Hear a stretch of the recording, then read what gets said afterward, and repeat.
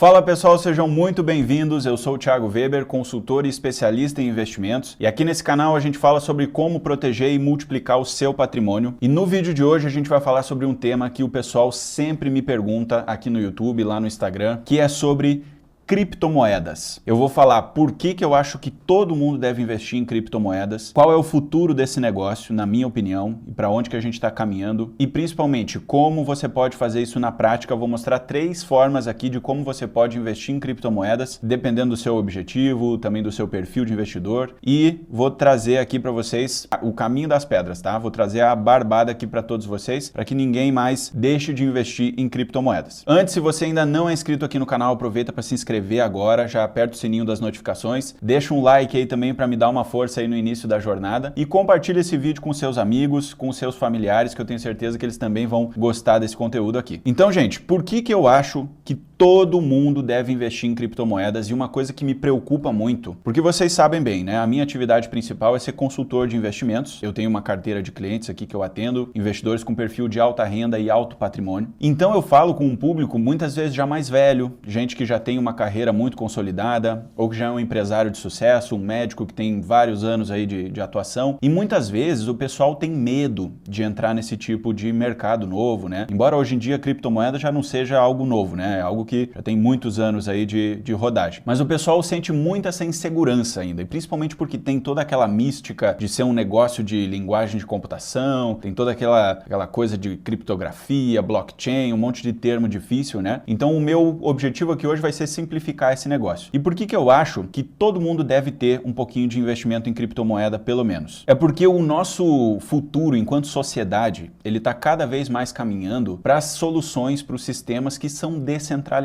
A gente consegue ver isso na nossa vida. Por exemplo, tudo que é centralizado, tudo que concentra poder, ele acaba se tornando burocrático, acaba se tornando difícil. E hoje em dia a gente tem vários outros sistemas que são nesse formato descentralizado. Quer ver um exemplo? Quando você compra no Mercado Livre, quando você está lá vendo os produtos para comprar ali no aplicativo, né? Você está dentro do ambiente do Mercado Livre, mas você não compra do Mercado Livre necessariamente. Você pode estar comprando de outra pessoa que está vendendo dentro daquele ambiente. A lógica da criptomoeda é mais ou menos essa. Você vai transacionar diretamente entre o comprador e o vendedor. Ela tira essa necessidade de ter sempre um órgão centralizador, sempre um banco central de referência. É algo que a gente pode fazer direto entre comprador e vendedor. Isso aí é um caminho, seja da sociedade, seja do sistema econômico, em direção à eficiência, em direção ao ganho de escala. Então isso é algo que é inevitável. Essa tecnologia da blockchain, ela trouxe para dentro do ambiente das trocas, das negociações, esse ganho de eficiência que a gente tem nesse formato chamado de peer-to-peer, né? De uma ponta negociando direto com a outra. E sem falar também que o Bitcoin, no sistema como ele foi concebido, ele tem várias características de um ativo escasso, que é muito parecido, por exemplo, com o ouro. E aí tem muita gente que defende, que diz que o Bitcoin é o ouro digital e que no futuro ele vai ser a reserva de valor, substituindo o papel que o ouro tem hoje em dia, por exemplo. Quando o Bitcoin ele foi concebido, o sistema dele, ele foi pensado para que ele tenha no máximo 21 milhões de Bitcoins emitidos até o final dos tempos. Então é uma oferta que ela é completamente limitada. Não tem como emitir mais Bitcoins. E a grande crítica do sistema de moeda fiduciária é justamente esse, que os governos têm a impressora, né? Eles são o monopólio da impressora, então eles podem cada vez mais imprimir dinheiro novo, desvalorizando aquele dinheiro que a gente tem na mão e criando o processo de inflação. No Bitcoin, isso aí é inconcebível por causa da escassez que ele tem na própria formatação do sistema. Então, quanto mais pessoas tiverem Bitcoins, usarem Bitcoins, ou somente estocar, né, ficar com ele na mão, maior vai ser essa demanda para uma oferta que é restrita. Então, a valorização dele, a longo prazo, ela tende a acontecer primeiro por causa desse fenômeno e também por causa da usabilidade, né, e da forma como os seres humanos vão utilizando essa moeda mais amplamente. Pô, Thiagão, tô entendendo, tô achando legal, tá bacana, mas e aí, cara, mas e se esse negócio der errado, né? Isso é uma preocupação importante que todo mundo tem, né? E é por isso que quando a gente monta uma carteira de investimentos, a criptomoeda ela sempre é uma beiradinha, ela sempre é um pedacinho do portfólio como um todo, pra gente conseguir criar uma relação assimétrica. Vou dar um exemplo aqui para vocês, tá? Uma carteira de investimentos, se ela tiver, por exemplo, 1% do investimento em Bitcoin, digamos que daqui a 10 anos o Bitcoin deu totalmente errado. O negócio faliu, não funciona mais, ninguém utiliza, ninguém mais acredita, foi a zero. O negócio deixou de existir simplesmente. Se você tem 1% de Bitcoin na sua carteira, você vai perder 1% do seu dinheiro. Você não vai ter que se mudar, morar embaixo da ponte, vender seus bens por causa disso. Ela é uma perda que ela é totalmente limitada, é uma perda que pode ser de 1% do seu dinheiro. Agora, se esse negócio der certo, digamos que ele passe a ter uma usabilidade 30 vezes maior do que hoje e que as pessoas demandem 30 vezes mais do que demandam hoje. Se o preço multiplicar por 30, aqueles seus 1% agora vai valer muito mais em relação à carteira como um todo. Então você pode ganhar muito dinheiro com isso e pode perder pouco se não se expor demais, né? Fizer uma alocação balanceada em relação ao todo da carteira. Então por isso que é uma relação de risco assimétrica quando a gente olha para a construção de portfólio como um todo. Beleza, Tiagão, entendi, fez sentido, acho que tá legal, tô compreendendo aqui o que tu tá me dizendo, mas e aí, na prática, como é que eu faço esse negócio? Eu quero falar para vocês aqui hoje de 3 formas que a gente pode fazer para investir em Bitcoin, tá certo? Antes de mais nada, quando a gente vai investir em Bitcoin, uma das preocupações mais importantes é a questão da custódia. Quando a gente está no sistema tradicional, quem faz a custódia do seu dinheiro é o próprio banco ou a corretora, né? É aquela instituição que vai armazenar, ela vai guardar o dinheiro para você. Quando a gente fala de criptomoedas, a custódia ela pode ser feita de algumas maneiras diferentes. A principal delas é a custódia própria, né? O que a gente chama de autocustódia, que é você guardar suas moedas por conta própria. E outra forma de fazer essa custódia seria você delegando para alguém, seja uma exchange, né? Uma corretora de criptomoedas que pode fazer essa custódia por você, ou então você investir através de um ETF na Bolsa de Valores, que daí quem vai fazer essa custódia vai ser a própria gestora do fundo. Tá bom, Tiagão? Tô entendendo, mas tá ficando um pouco complicado, cara. Vamos lá, vamos agora explicar na prática aqui como é que é essa questão. Se você fizer uma autocustódia, né, você guardar por conta própria os seus bitcoins, as suas criptomoedas, você vai precisar ter um dispositivo, que é o que a gente chama carinhosamente do pendrive. Esse pendrive ele vai ter um código, né, um endereço, que é como se fosse uma espécie de chave Pix, tá? É um endereço que você vai ter dessa carteira. E a grande vantagem de você ter essa carteira própria é que ela não está conectada na internet.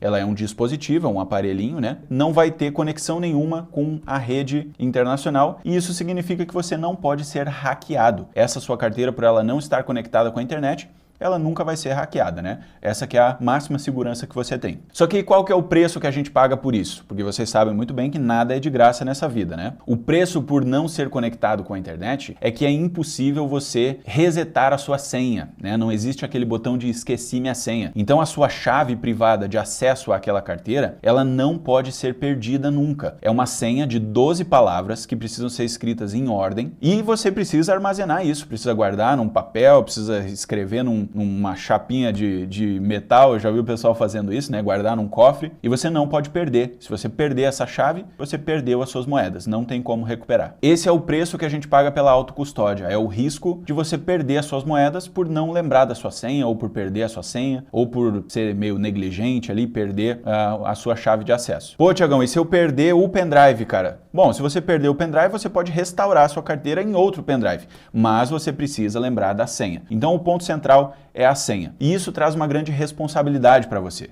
Por isso que muita gente fica com medo, né? Pensa, ó, eu não quero me envolver com esse negócio porque é uma responsabilidade muito grande e o risco de eu perder dinheiro aqui é alto por causa disso. Beleza, aí pensando nisso, existem formas de você delegar essa custódia, de você não ficar com essa responsabilidade tão grande aí e possivelmente até perder as suas criptomoedas. E aí um segundo jeito de você fazer investimentos e deixar custodiado é você comprar numa corretora, por exemplo, uma Binance, a Coinbase, aqui no Brasil tem várias também, a Mercado Bitcoin, BitBank. Você vai lá, faz uma continha para você, transfere um dinheiro e compra suas moedas pela exchange e deixa elas lá. E aí existe até um jargão aqui no mercado de cripto que o pessoal diz o seguinte: not your keys, not your coins.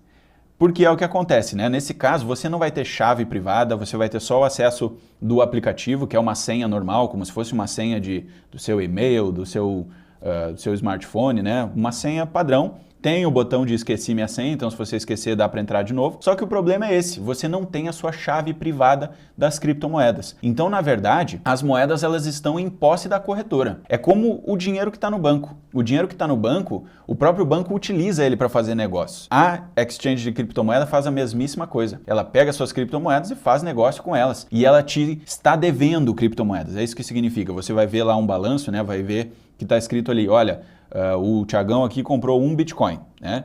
Então a Binance, por exemplo, ela está devendo para o Thiagão um Bitcoin. Se ele quiser sacar um Bitcoin, a Binance vai ter que pagar para ele um Bitcoin. Essa é a regra do jogo. Mas não quer dizer que aquela chave privada é sua. Na verdade, ela não é sua, ela é da Binance, porque você delegou a custódia para ela. E aí, qual que é o risco desse negócio? A gente já viu vários casos aí de corretoras, né, de exchanges, que foram hackeadas. Por último, aí teve um caso lá do pessoal da Coreia do Norte que invadiu uma corretora e roubou não sei quantos bilhões de dólares em Ethereum que estavam sob custódia daquela corretora. A gente tem outros casos também, como a da corretora FTX ou FTX para o pessoal lá dos Estados Unidos, que ela quebrou, né? A corretora quebrou e todo mundo que tinha saldo em criptomoedas aplicado lá naquela corretora perdeu dinheiro, tão simples quanto isso. Então esse eu diria que é o pior caminho, tá? O pior caminho é você simplesmente comprar na corretora e deixar lá. O ideal é que você tire da corretora e faça a autocustódia, ou então que você compre um ETF direto na bolsa. E agora que eu entrei nesse assunto, vamos falar então da terceira forma de você investir em criptomoedas, que é através dos ETFs. E aí como que você faz isso na prática? Você vai simplesmente entrar na sua corretora, do mesmo jeito como você investe em renda fixa, em renda variável, em fundos de investimento, você vai entrar lá, pode ser na XP, no BTG, na Warren, na Ágora,